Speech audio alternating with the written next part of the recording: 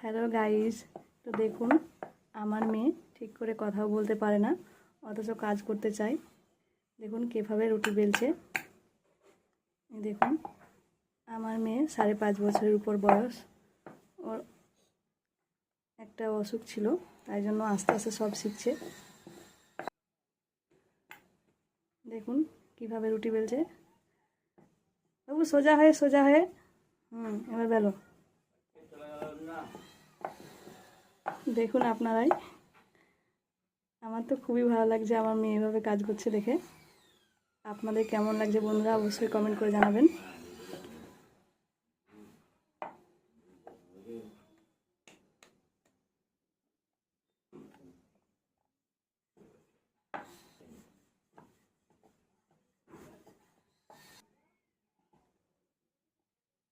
ধন্যবাদ সবাইকে।